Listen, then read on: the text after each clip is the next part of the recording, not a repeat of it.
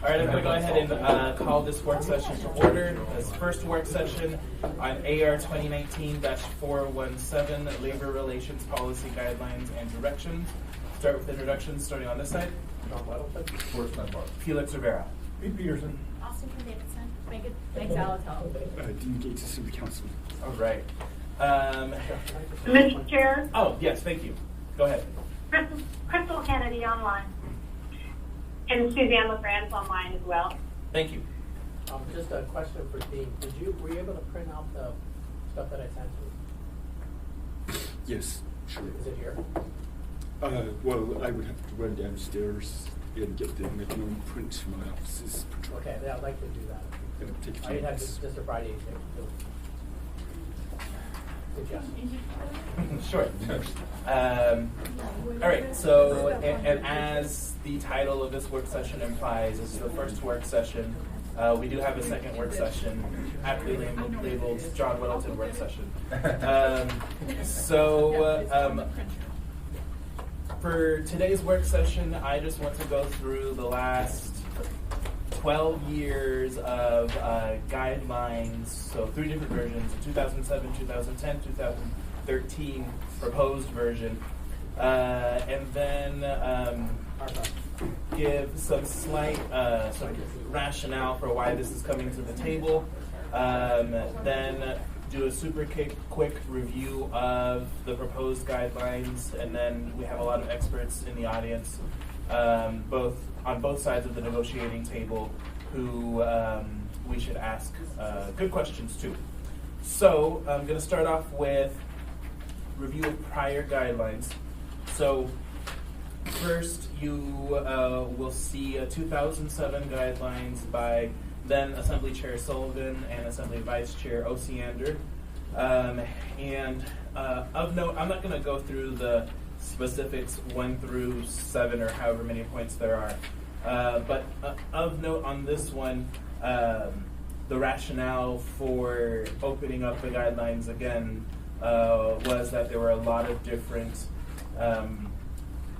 collective bargaining agreements being negotiated or soon to be negotiated, so that Assembly felt the need to update the guidelines. In 2010, we see the same thing by Assembly members Coffey, Johnston, and Birch, in which 3 years have elapsed since the Assembly last gave guidelines, and giving other rationale for why these guidelines should be updated. And then in 2013, Assemblymember Starr attempted to do similar guideline changes. His proposed changes failed, but again, going to the rationale, 7 of 9 municipal bargaining labor agreements have expired, so we should update our guidelines. And oh, by the way, there have been a lot of changes to federal law, and so we should look at those and see how they impact our labor policy guidelines. So with that, I'll turn it over to Mr. Dunbar, who I think can talk a little bit about rationale for opening up these guidelines. Yeah, I think to a certain degree you've already hit it, so I'm not going to repeat too much. I think the question really isn't why are we doing this?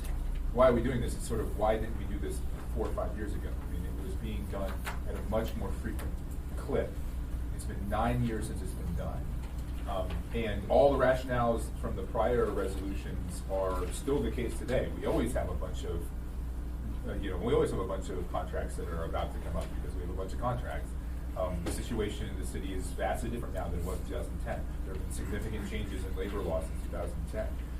And we also think, having worked with some people that will answer questions today, that we can set out a new set of policies that will be mutually beneficial, that will allow more flexibility, that will hopefully allow a little more innovation, and will, the goal is always to sort of build and maintain good relationships between our bargaining units and municipality, and keep the municipality in a strong financial position, and prevent things like turnover as well. So with that, honored to co-sponsor this with Ms. Alatel and Chair Rivera. Thank you, Mr. Dunbar. So really briefly, I want to try to save most of our time really for questions and answer. Want to go over the proposed guidelines, and you will see if you compare these to the 2010 guidelines that these guidelines very much mirror them, and there are 6 points raised in them. First, regarding the term of a agreement, you'll see that the change between 2010 and this one is 5 years versus 3 years. And I think that is an important point that we can talk about with the experts. Second, and I think this one is the most significant change in between the two versions, deals with how we deal with compensation. And so the first 2010 version specifically talks about 5-year average of CPI. This one broadens the scope and includes a variety of different other factors that, frankly, private business likely takes into account when they set wages. The third one deals with cost sharing for health care, which is a huge percent of our expense for labor. The fourth point deals with employee turnover and what we can do to minimize those employee turnover and the costs associated with it. The fifth one, as Mr. Dyson pointed out yesterday, he really liked this one, deals with work rules and to eliminate any work rules that don't truly add value. And then the sixth one deals with how we collaborate more effectively to be more cost effective and curb some of the high costs, particularly in healthcare. So those, that's the outline of the labor policy guidelines. Again, very much mirrors 2010, but just with different changes than what we had in 2010. With that, want to see if we have any questions for the experts. Yeah, Mr. Welton, or for us, sure. Well, I guess for anyone, number 2 covers a lot of ground, and it's not. I think a lot of these terms aren't defined well. So it's like economic feasibility. I don't know what that means in terms of this. There's an increase in compensation. We will pay you more based on economic feasibility. Does that mean we can afford it? Okay, I would say it that way. That's what you mean. I don't know if folks in the audience can hear. Oh. Try to point this way, but you're welcome to move closer. Yeah, is there anyone who could speak to that point that might want to sit up at the table too? And actually, I just go through almost everything in here is poorly defined, or not defined. So economic feasibility, what are we talking about there? Workload, how is that measured? Productivity, how do we measure that? The CPIU is fine. We're good doing that. Bargaining history, I don't know what that means in terms of this at all.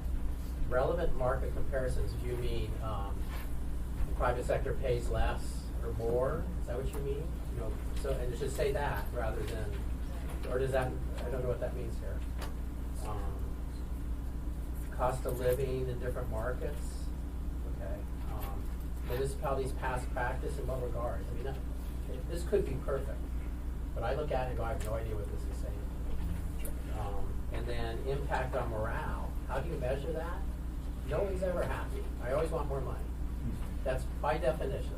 I always want more money. And a third point on this, all of this says only based on compensation, but there's a lot more ways to enhance the work environment. You don't have to pay a lot if they really love their job.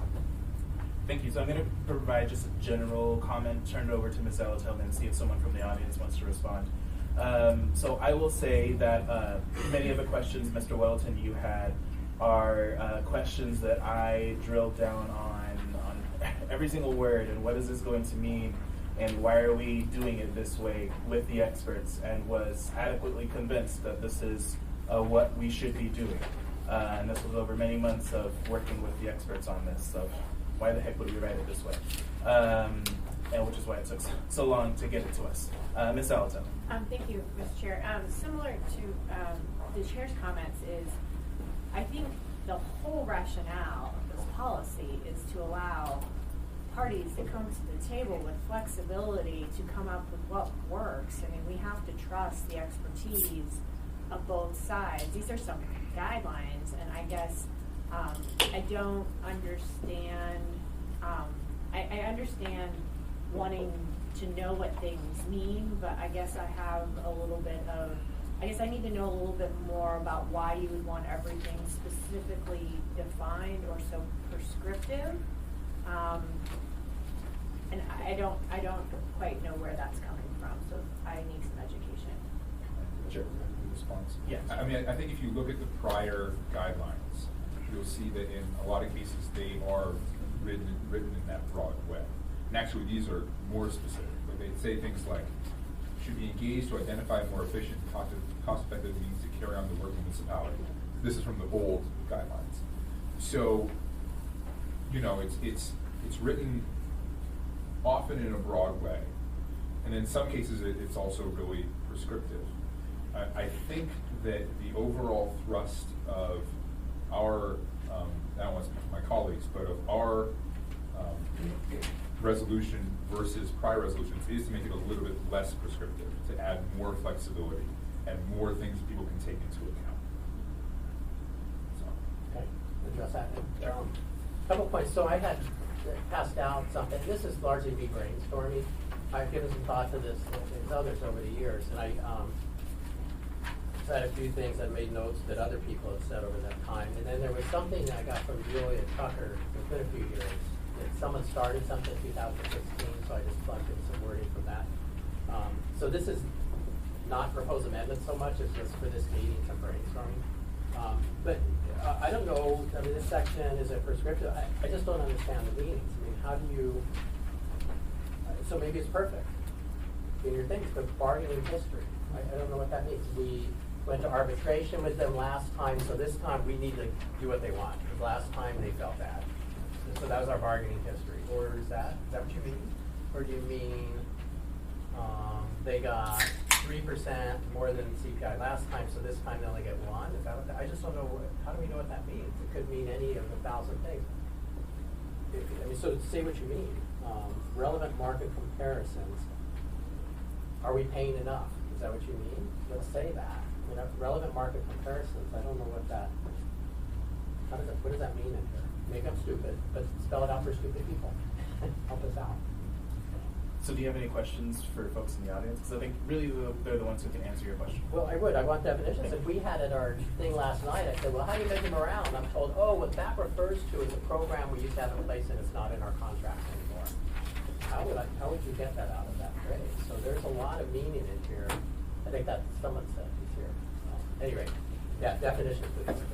I have a kind of a really specific question for you. Sure. So in the military, we do what's called community climate surveys. We do surveys all the time to try to measure morale. And I'm curious for Bill or anybody else, do we do anything like that? Do we do like climate surveys to try to measure morale in different forces?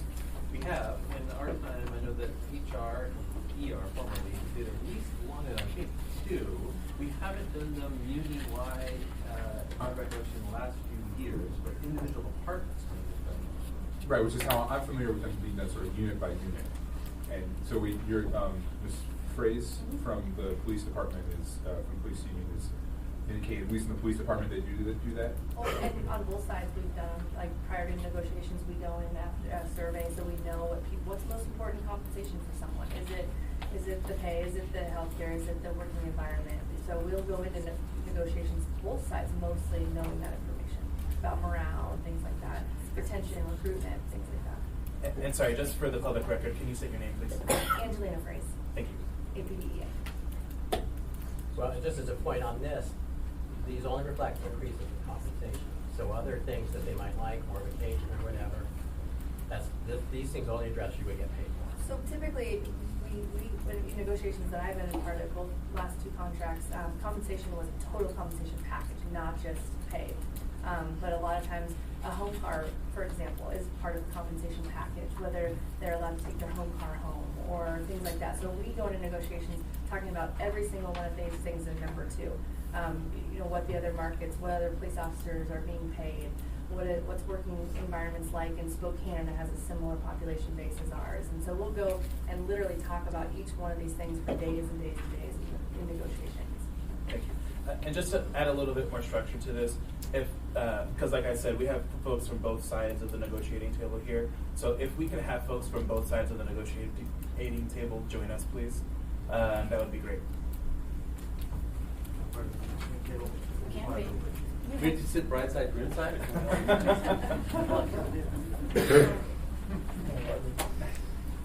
Yes, Mr. Hughes. Thank you, Mr. Chairman. And when I first came on this body a little over 5.5 years ago, I'll have to tell you that the morale among employees was pretty low. It was palatable how bad the morale was, and I think that had to do a little bit with AO 37 having been introduced a couple of years earlier, and there was just a ton of mistrust. And so if you're working for someone that you don't trust, it's hard to have good morale. I think it's just basic human nature. Thank you. Before I go to you, Ms. Alatel, does anyone on either side, I should use a better phrase, want to talk about the morale issue? I will. My name is Brandon McGuire. I'm with the Plumbers Union. To speak directly with Mr. Whittleton on morale, I can tell you that I can gauge morale for my group by the phone calls that I get. And no other group, and this is not me saying that I'm by myself in this and nobody understands my world. I've got a different world because we all have different worlds. But my group twice now, not including this most recent set of negotiations, but our group twice now went to arbitration in negotiations, went all the way to an arbitrator's decision, and it wasn't just once that it got voted down by the assembly, it was twice that it got voted down by the assembly. So not only did we go to arbitration, win an arbitrator's decision on tenants that we were seeking, but once it hit the assembly, it got voted down. Then we, because we're A2, filed to strike. An injunction was filed, and we weren't able. What's that? Once. Voted to strike once. Once. Yeah. We didn't vote the other time because we knew that an injunction would be filed. So it's safe to say. A1 status, A2 status. So police and fire are A1 status. So they don't have. They can't strike. A2, A3, and A4, I believe. There's only three. There's only three. So A2 and A3 do have the ability to strike. A2 is limited to a period of time because of the scope of their work. It can have a direct impact on the public after a period of time. And A3, I don't know if there's a time limit on that. But long story short, we filed to go on strike. An injunction was filed, so our members couldn't even go on strike. So we exhausted what was a collective bargaining process, went to arbitration because we didn't have binding arbitration. We then decided to withhold the only thing that our members actually have, which is their labor, and they were told that they can't do that. And so fast forward to the negotiations in 2017, we went through kind of the same motions, realizing that as soon as we filed to go on strike, there's going to be an injunction filed, and we're going to be forced to go to work whether we like it or not. I can tell you, if you want me to measure morale at that point, I bet you that there was less than 5% of our membership that was happy. That was a poor morale thing. So poor morale booster. Going into this set of negotiations, you have a group that feels like they can't win. It doesn't matter what they do. And they still feel, even though we did come up with a ratified contract, that the members did vote in favor of, they still feel like they don't have any real respect from the MOA.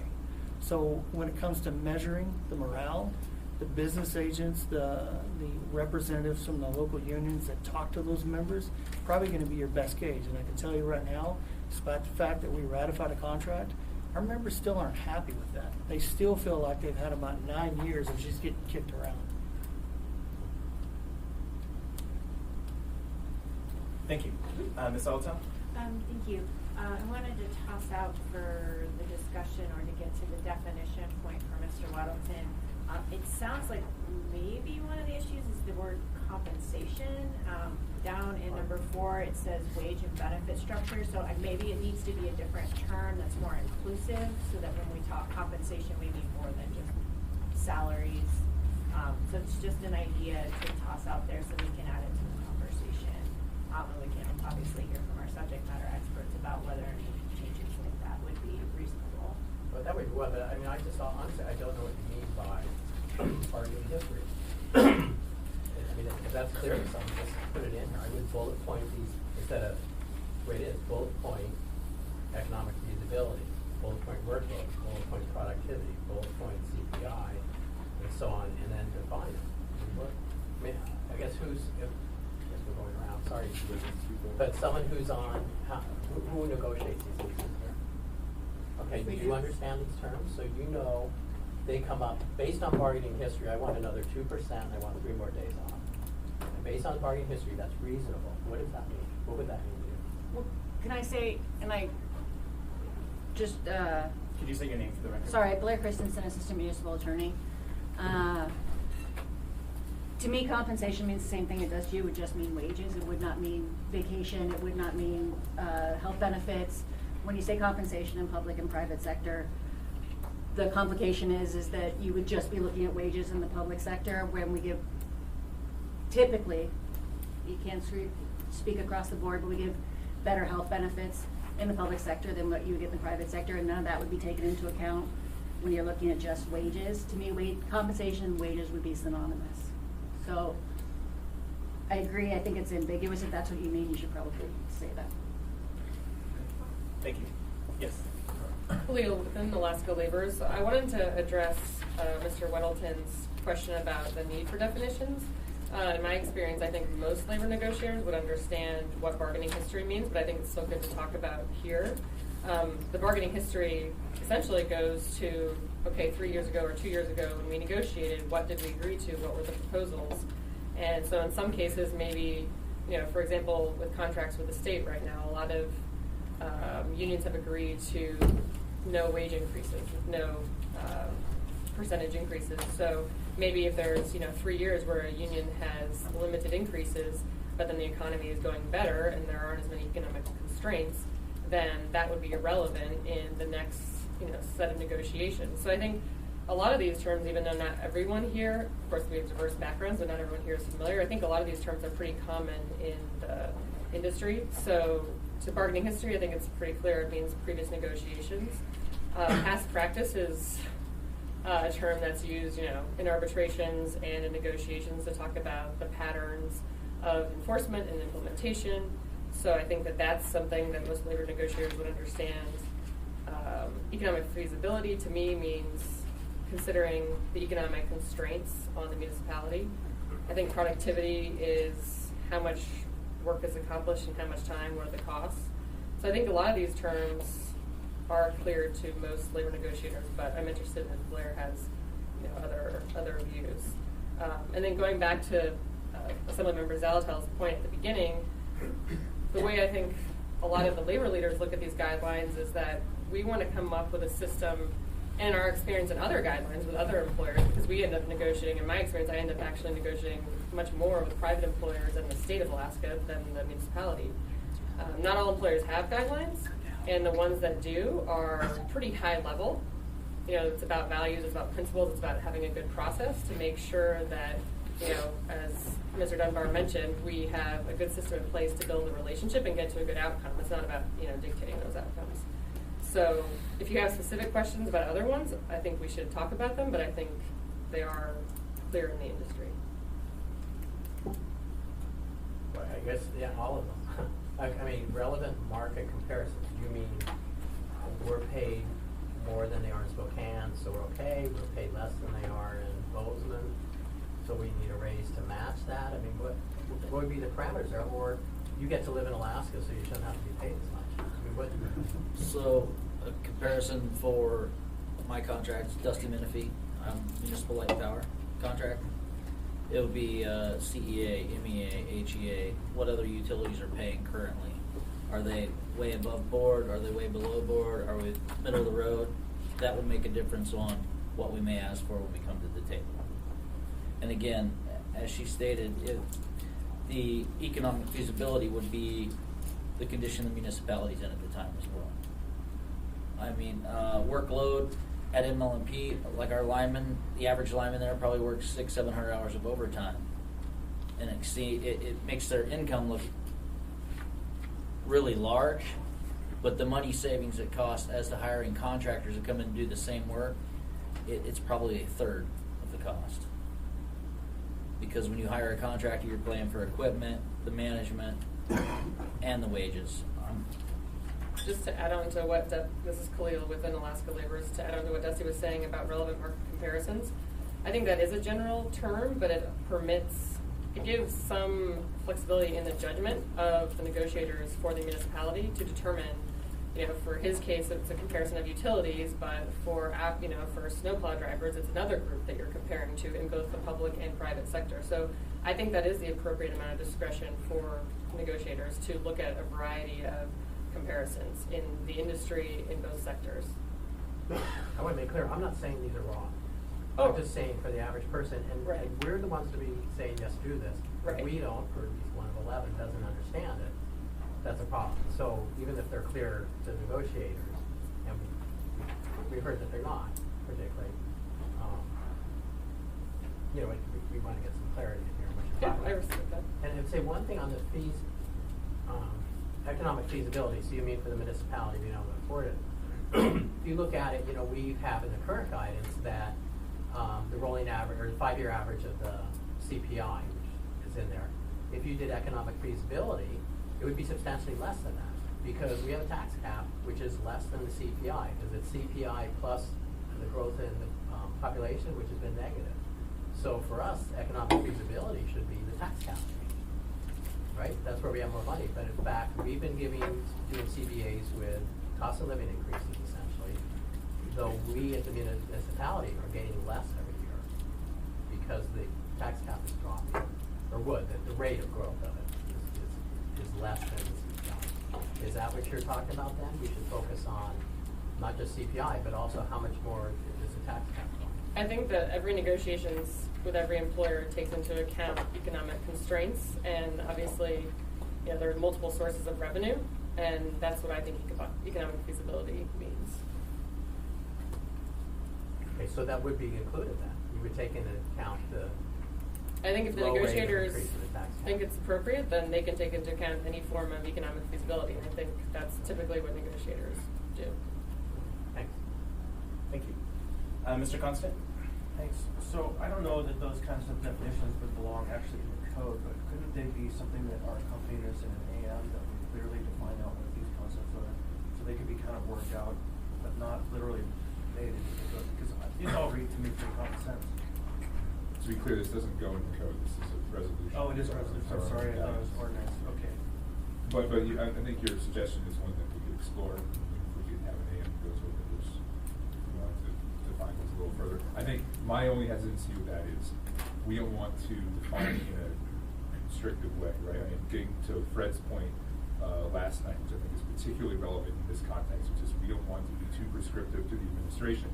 It's particularly when we have these kind of negotiations where we literally have a professional negotiator doing this kind of work, and we're like reaching into the negotiation and saying, well, this is what that means, this is what that means. Right, because ultimately what I understand from what I heard Ms. Whitman say, and I think I agree with it, is that every negotiation that begins, the parties on both sides bring their concerns to the table, and those concerns get factored into the conversation. These are just a set of those, or kind of a framing of those. Yeah, I think that's fair. I mean, we might have a little bit more sway because we are the policy making body for the municipality, but ultimately, like we have sort of delegated this to a professional negotiator, and yeah, I'm just hesitant to over-define every term. So I do appreciate Just a little, just go for a little. Yeah. I do appreciate what Mr. Wells is saying. Thank you. Yes, Ms. Another Alto? question. I was surprised to hear that compensation was synonymous with wages. So what does wage and benefit mean, or wage and benefit structure mean to folks in like number 4? I think to me, this is Blair Christensen. Wage and benefit structure to me would mean compensation and healthcare benefits typically. I think certainly, as Cleo was saying, the past practices of the party could maybe inform that better. You could say total wage and benefit package. There's different unions say different things. Some unions say fringe benefits. Some unions say fringe benefits would mean all your benefit packages. If you said, but to me, if you just said wage and benefits, I would say that means your wages and your health benefits. Is there a term that would capture some of what we just had from APDA, like the home car and some of those things? Because I want to make sure as we're capturing that the language encapsulates what actually happens, that everyone kind of understands. I mean, I thought wage and benefit structure was all of that, but if there are different understandings, I'd like to talk about that here in the work session. And I thought maybe compensation did that, but apparently it didn't. So whoever wants to educate me or toss out some other terms would be really helpful. Go ahead. Brandon McGuire with the Plumbers again. I think Blair is correct. I think unions all have their own names that they use or catchphrases. I know for us, when I look at a package, I'll look at and I don't mean this to sound crude. It's just the way we say it, but we just say total package. What's the total package of a member? And that includes their wage, that includes their health, that includes any other of the benefits that they are afforded within the contract. And so I know whenever us personally, and we may not talk like this at the table, but when our group steps out of the room and we start talking about everything we're getting, we are looking at the total package, so that when we go and asking for something, generally speaking, we kind of know what the total ask is that we're giving, because we assume we can calculate the cost, so we can say, okay, the total package increase that we're trying to get is X amount. Thank you. Did you want to add anything else to that? Mr. Chair? Yes. If there are not other conversations on this front, I guess I could offer some preliminary thoughts. We weren't involved in the drafting of this guidance, but just two observations which are in the nature of concerns, and then maybe two suggestions which could plausibly be in the nature of constructive. The first is, looking at the section that we've been focusing on, increases in compensation, which we've been thinking of largely as wages. Right now we have a full constellation here: economic feasibility, workload, productivity, cost of labor. And I think, stepping back generally, if I went to any one of you and said, I need some guidance, I'm thinking about buying a car, can you give me some guidance? And you said, well, you should think about how often you drive and what you want to pay for gas, if you care about the carbon footprint, and you care about aesthetics and what colors you like. Eventually, you may have arrayed all the possible things that could possibly be relevant to my buying a car, and you've not really given me any guidance. I mean, you haven't said, well, don't read tea leaves in a cup of tea after you. So looking at number two, I'm not sure what number two has left off, and so I'm not sure it's given us any particular direction. And I think there's a reason why that might be the case, because you compare it to the current guidance, which is much more directory. The current guidance says the total annual increase you can give on wages is the average of 5 years of CPI. That is very directory guidance. I know exactly what to do with that. And there's an argument that that might be too much of a straitjacket. As you heard from plumbers and pipe fitters, we went to arbitration, and a third-party arbitrator said, you guys are mispaying the plumbers and the pipe fitters. And so we had to do some fancy dancing to figure out how to comply with the guidance, to try to work with what the arbitrator was telling us. One time that involved classification studies, sometimes we've gotten more creative. But if I can then pivot to say the second observation, having concrete guidance about where our wage number is going to end up is incredibly useful in the negotiations, in the sense that we come and we go, look, we can't start at 7% increases. The realm of the possible here is defined for us. Now, how do you reconcile those two things? If it's helpful in negotiations to have some target that we're beginning with, but also sometimes it has probably been too tight, I think, in pivoting to the potentially constructive observations, it might make more sense to say there is a default that is potentially rebuttable, meaning that when you pick up the contract, what did people get paid last year? Well, that's sort of the starting point for what they got paid next year with CPI adjustments, unless something is wrong about that or something has changed. So last year the bargaining unit got paid $1. This year with CPI it should be $1.03. But if we were mispaying them last year, we should be able to move off of the $1.03. Or if they become radically more productive and they're worth more to the municipality, maybe we should be able to pay them more. Or if suddenly Homer Electric is paying 3 times as much and all of our linemen are quitting, then maybe we need to make some adjustments. But unless something was broken or something has changed, having some directory guidance that says what you got paid last time is CPI is not a terrible default to begin with, and it is helpful as a practical matter in shaping the way we go through these negotiations.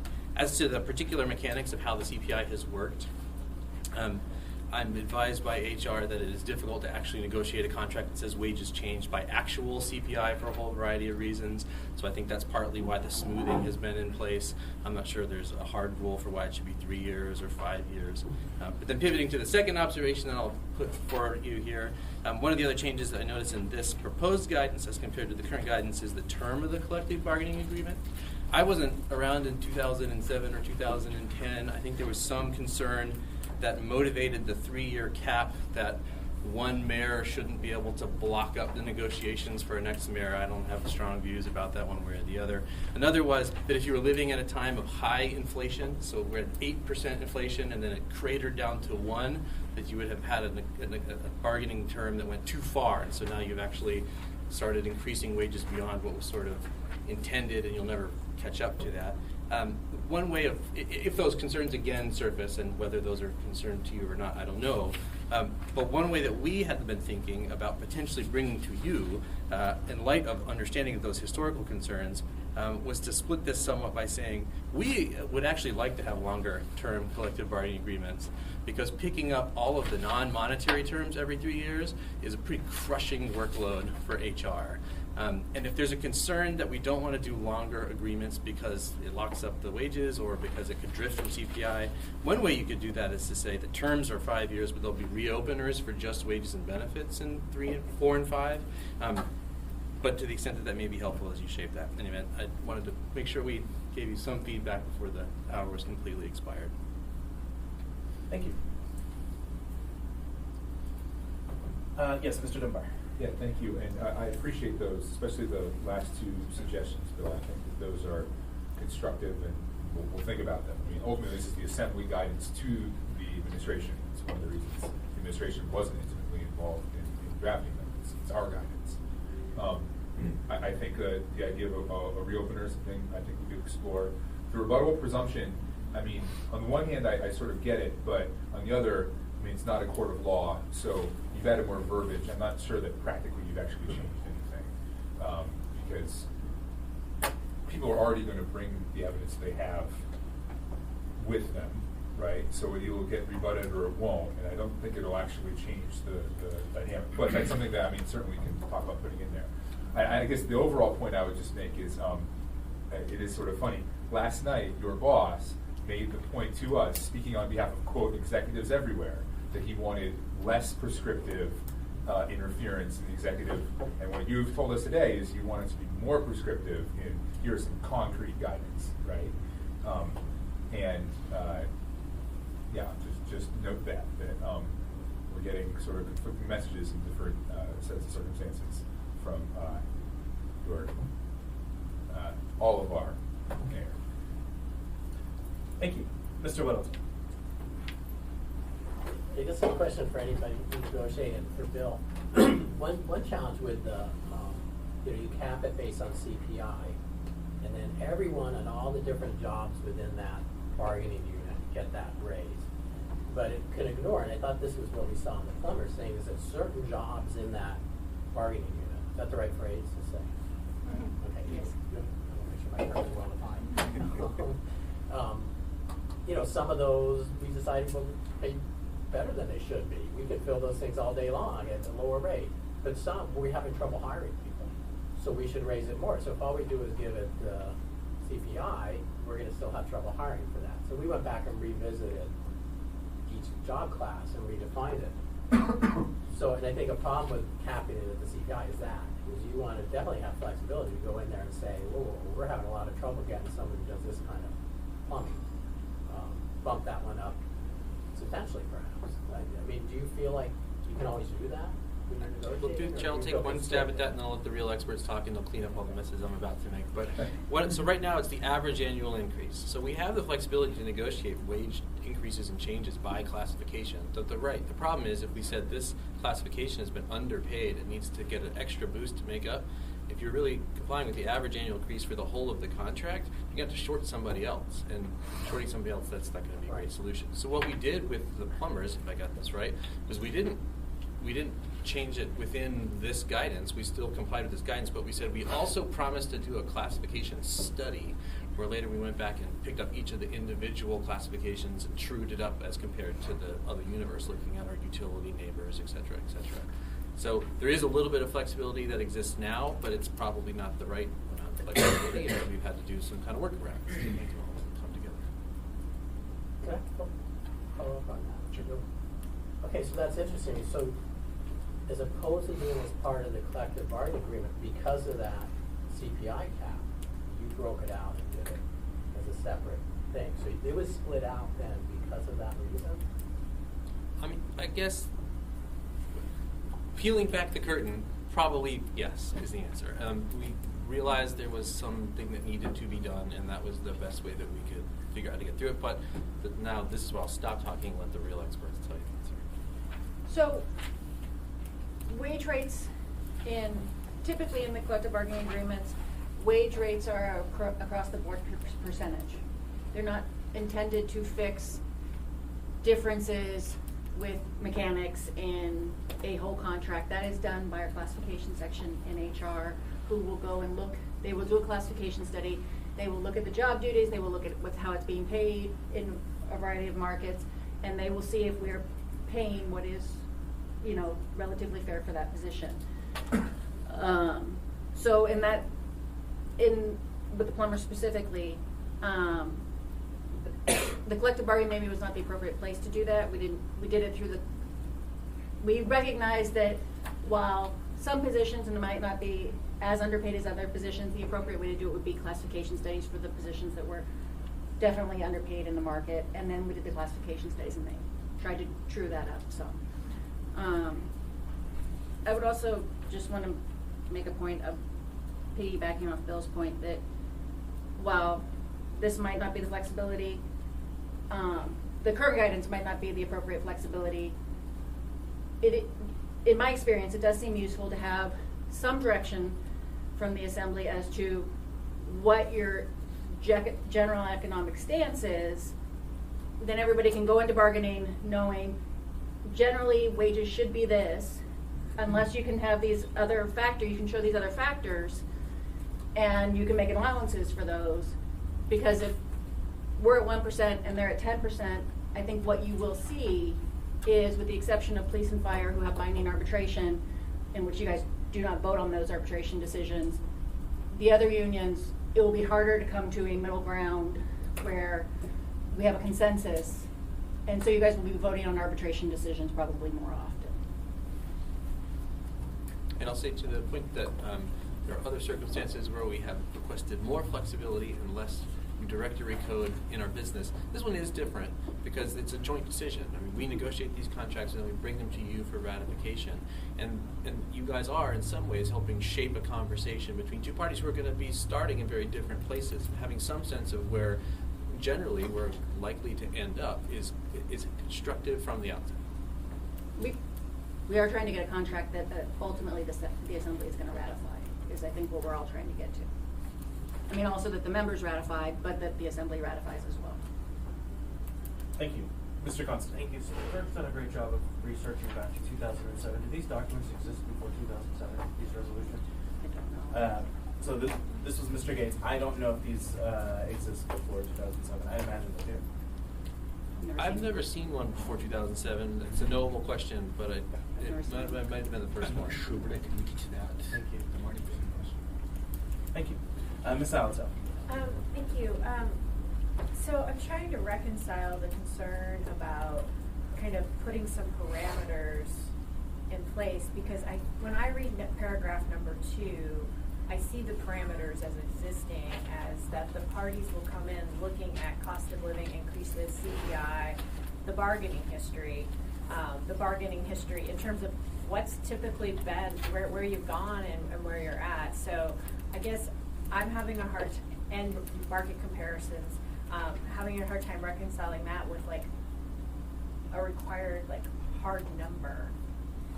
And so if there's something I'm missing, I would like to know, because maybe there's something I'm missing. Maybe that hard number or that hard formula is extremely helpful that I'm unaware of, because I feel like that's captured as one of the things you would look at in that second paragraph as amongst other things, so that it wouldn't put you at a 1 and a 10, but maybe I'm So to speak to my experience with economic feasibility, I think economic feasibility is a very ambiguous term that can mean the economic feasibility of the state of Alaska, the economic feasibility of the city of Anchorage, the economic feasibility of South Central Alaska, the economic feasibility of the country. I don't know exactly what that means. If you mean it to say the municipality of Anchorage's ability to pay, then that's probably what you should say. Otherwise, I think that both sides of the table will use that ambiguous term to come up with what they want it to mean, probably. Can I ask a follow-up? Setting that term aside, do you think the rest puts you within, could put you in the same ballpark?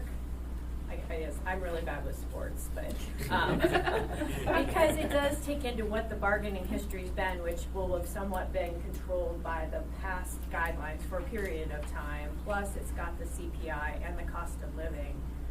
Do you think that's going to create that 1 in 10 spread necessarily? If we take out a term like economic feasibility. I think that, again, while I agree with Khalil that a lot of those terms are known, I think, within the labor world, how you define, let's say, the public sector versus the private sector, if you say ML&P versus Golden Heart is private, we're public. I believe they're plumbers, not IBEW, but it's an electrical facility. How you define those terms, bargaining history, I think, is pretty straightforward. Market comparisons, I think, again, it depends. Some unions might be adequate to say, we could look within Alaska. I will say with firefighters and police, those tend to be nationwide. When you look at market studies, which then again, now you're looking at a nationwide wage study, but you're looking at Alaska-specific economic factors, it becomes very complicated, I think is what I'm trying to get at. And if I could hazard an assist here, I think too, one of the concerns may be that these factors may be pointing in different directions, and they invite some kind of storytelling. So when we start the negotiations, we might come in and say, we read these factors and we weigh them in this way, and therefore we can only do 1%. Unions may come in and say, well, we look at these factors and we weigh them in a different way, and so therefore we're at some much higher number. The current guidance is so directory that it really leads us to ultimately come to a decision, and by and large we end up pretty much at the guidance. Here there is a concern that we wouldn't necessarily be able to come to a kumbaya, because we would continue to tell our own stories, and there's no third party who has said, as a matter of guidance, you guys should all know that when you bring this back to us, this is what we are expecting to see. One way that we think we might be able to thread the needle of saying if this is too much of a straitjacket, the current guidance, but we should be able to put all of these factors in a blender and figure it out, is to further respond to Mr. Dunbar's comments. If you said the default is really CPI, unless something is broken or something has changed, we would then be bringing you CPI contracts or CPI contracts with a modification where we explained why we deviated. And I think that serves a non-frivolous purpose. If I could, Brandon, but where again, not having any resolution prior to 2007, I would say that we didn't have any of these guidelines prior to 2007. And I don't know of how many different collective bargaining units were unable to come to an agreement prior to that point. But I don't know of anyone in here who actually took a negotiation to arbitration without having that number that you're talking about. So I think saying that it's going to increase the probability of going to arbitration because you can't come to a common ground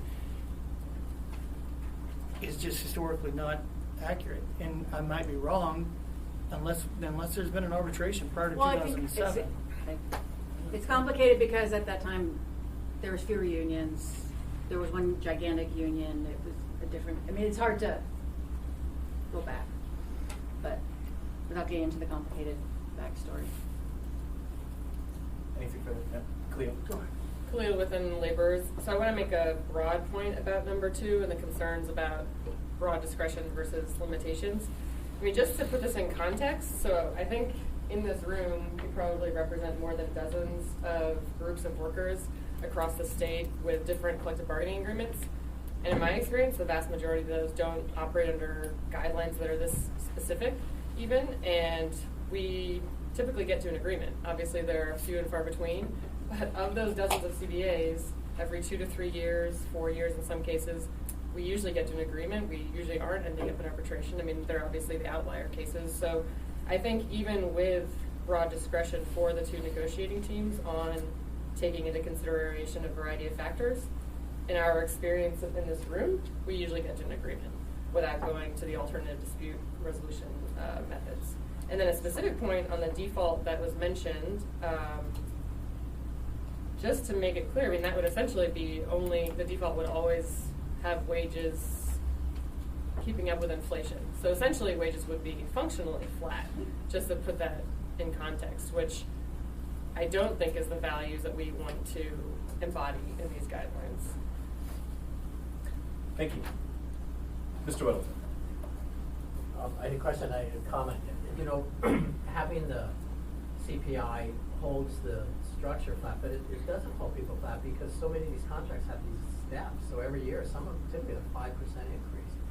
So people, aren't they? I think the plumbers doesn't, but some of these others have a number of steps. But I should get to my question. Actually, feel free to address that, but let me do my other one before he shuts me down. But you made an interesting comment there. You said, oh, you negotiate these and they've gone well every 2 to 3, sometimes 4 years. So is 5 kind of one of the longer terms that you have in your experience? We have 5-year contracts. So in this room, we represent a variety of public and private sector employers, and the labor laws are different. So I would say in the private sector, 3 years is more common, but we have, longer contracts. I would say those are the minority. And then it is common, not necessarily for all contracts, but in some examples, something like what Mr. Falsey was talking about happens. Okay, we have a 3-year contract, but actually we don't have any major issues on language, so we're really just going to negotiate on economics. So practically speaking, some unions and employers make that decision. So kind of is implemented in a variety of ways. Thank you. Yes. If I can, I'm about to go into contract negotiations with another contractor of ours, and that's pretty much what we're going to do. We're going to open up the wages, and everything else is going to stay the same. Thank you. Ms. Kennedy. Thank you, Mr. Chair. If we're just sticking with this number 2 here on increases in compensation and what all that will take into account, I think CPI obviously is pretty straightforward. That's some data that can be used.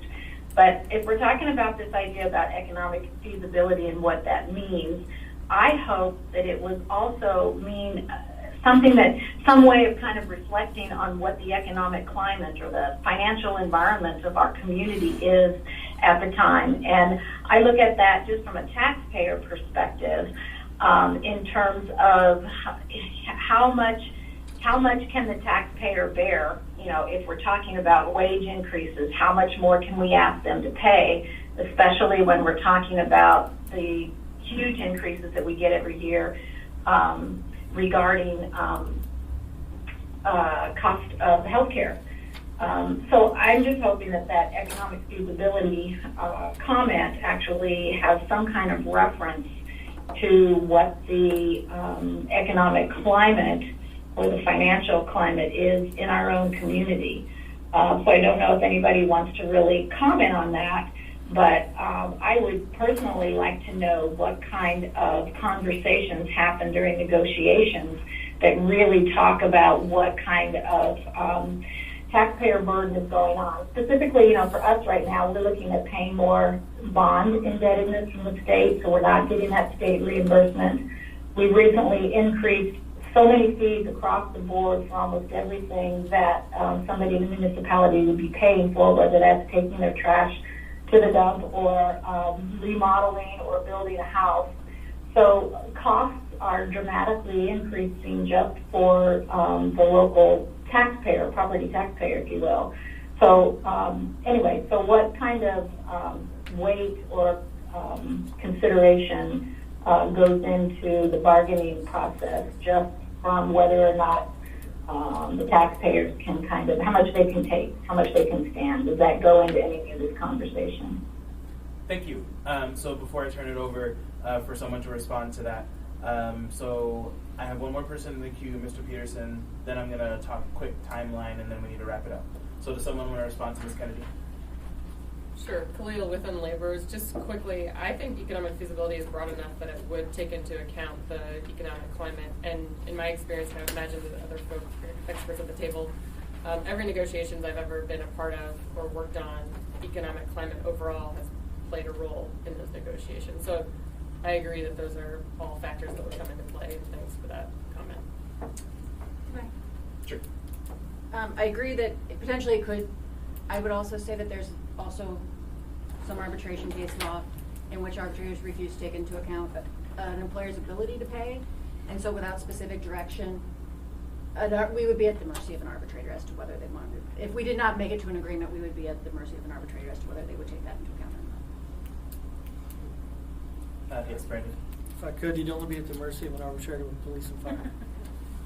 Well, for binding, yes, for binding arbitration, then you guys would have to decide, that is true, whether that arbitration decision would stand in whole or, but in that respect, you can't pick apart an arbitrator's decision. You either have to accept it or reject it in its totality. Thank you. Mr. Peterson. Thank you, Mr. Chairman. And I just wanted to mention that on the title of this, we're talking about establishing general labor relations policy guidelines. I see that as looking at this from a 10,000-foot view. I don't think we as the Assembly want to be micromanaging negotiating contracts with the employees of the city. That's expertise we don't have, just like we don't want to micromanage the police officer, the police department, or the street maintenance department. I think we want to try to keep these guidelines general in nature and let the experts take it from there. Thank you.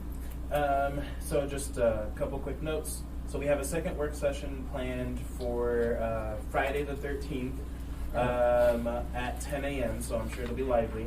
And we the sponsors, will consider everything that we've heard today and potentially have some other changes to review on the 13th. And then the plan remains for us to hold a second public hearing and deliberate and hopefully vote on the 17th. With that, I'm going to close this work session.